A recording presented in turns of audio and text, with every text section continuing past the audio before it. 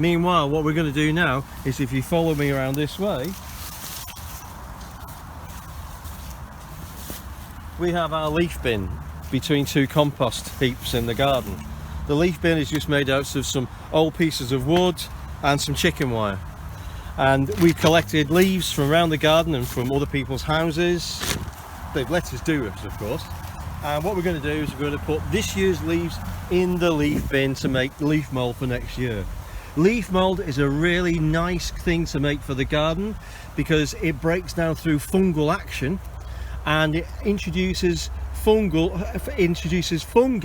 into the garden when you use it as a mulch around the borders and in the vegetable patch during the springtime. You just put it on top of the garden because the worms will bring it in and the nutrients will be and it'll all be dragged down into the soil by the worms. Now, leaf mould itself is not very nutrient rich, but what it is very good at doing is very good at adding a structure to the soil with the worms pulling it in, and it's also very good at increasing the amount of moisture the soil can hold.